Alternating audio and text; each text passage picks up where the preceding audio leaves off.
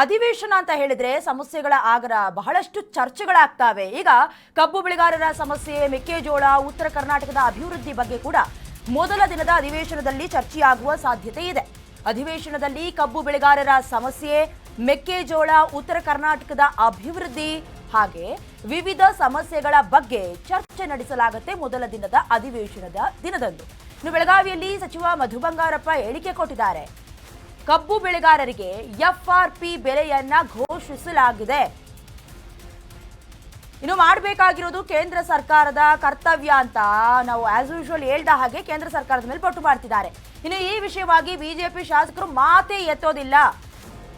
ರೈತರ ಬಳಿ ಹೋಗಿ ವಿಜಯೇಂದ್ರ ಮಲ್ಕೊಂಡಿದ್ರು, ಆದರೆ ಅವ್ರಿಗೇನಾದ್ರೂ ನ್ಯಾಯ ಕೊಡಿಸಿದ್ರಾ ಅಂತ ಪ್ರಶ್ನೆ ಕೇಳಿದ್ದಾರೆ. ರೈತರಿಗೆ ನ್ಯಾಯ ಕೊಡಿಸಿದ್ದು ಕಾಂಗ್ರೆಸ್ ಸರ್ಕಾರ ಅಂತ ಹೇಳಿದ್ದಾರೆ. ಒಂದು ಸುತ್ತಿನ ಪ್ರತಿಭಟನೆ ಆದ ನಂತರದಲ್ಲಿ ಹೇಳಬೇಕಂದ್ರೆ ಅವತ್ತು ಕಬ್ಬು ಬೆಳೆಗಾರರು ಮಾಡಿದ್ದು 9 ದಿನದ ಪ್ರತಿಭಟನೆ, ಅಹೋರಾತ್ರಿಯ ಧರಣಿ, ಊಟ ತಿಂಡಿ ಬಿಟ್ಟು ರಸ್ತೆಯ ಮಧ್ಯದಲ್ಲಿ ಆಹಾರವನ್ನ ತಯಾರು ಮಾಡ್ಕೊಳ್ಳೋದ್ರ ಮೂಲಕ, ಹಣಕುಶವ ಪ್ರದರ್ಶನ ಮಾಡೋದ್ರ ಮೂಲಕ ತಮ್ಮದೇ ಆದಂತಹ ವಿನೂತನ ಪ್ರತಿಭಟನೆಯನ್ನ ಮಾಡಿದ್ರು. ಅದಾದ ಮೇಲೆ 3,500 ರೂಪಾಯಿ ಬದಲಾಗಿ 3,200 ರೂಪಾಯಿಯನ್ನ ಸರ್ಕಾರ ಘೋಷಣೆ ಮಾಡ್ತು. ಅದರಲ್ಲೂ 50 ರೂಪಾಯಿ ಸರ್ಕಾರದ ಅನುದಾನ, 50 ರೂಪಾಯಿ ಕಾರ್ಖಾನೆಯ ಮಾಲೀಕರು ಅಂದ್ರೆ ಕೊಡಬೇಕು ಅಂತ. ಅದಕ್ಕೆ ಸಂಬಂಧಪಟ್ಟಂತೆ ಕೇಂದ್ರ ಸರ್ಕಾರವನ್ನ ಗೂಬೆ ಅಂದ್ರೆ ಅವ್ರ ಮೇಲೆ ಬೊಟ್ಟು ಮಾಡಿ ಗೂಬೆ ಕೂರಿಸುವ ಕೆಲಸವನ್ನ ಮಧು ಬಂಗಾರಪ್ಪ ಮಾಡ್ತಿದ್ದಾರೆ. ಸಂಬಂಧಪಟ್ಟಂತೆ ವಿಜಯೇಂದ್ರ ಅವರು ಅವತ್ತು ಬೆಳೆಗಾರರ ಜೊತೆ ಮಲ್ಕೊಂಡಿದ್ರಲ್ಲ, ಏನಾದ್ರೂ ಪರಿಹಾರ ಘೋಷಣೆ ಮಾಡಿದ್ರ ಅಂತ ಮಾತಾಡಿದ್ದಾರೆ. ನೋಡ್ಕೊಂಡು ಬನ್ನಿ. ಪ್ರತಿಭಟನೆ ಮಾಡೋದು ಮಾಡಬೇಡಿ ಅಂತ ಹೇಳೋದಕ್ಕಾಗೋದಿಲ್ಲ. ಅವ್ರನ್ನ ಚರ್ಚೆ ಮಾಡಿ ನಮ್ಮ ಸರ್ಕಾರದನ್ನು ಕೇಳ. ಈಗ ಕಬ್ಬು ಬೆಳೆಗಾರದೈತಲ್ಲ, ಈ ಜೋಳದ್ದು ಸೆಂಟ್ರಲ್ ಗೌರ್ಮೆಂಟಾ ಇಲ್ಲ ಸ್ಟೇಟ್ ಗೌರ್ಮೆಂಟಾ?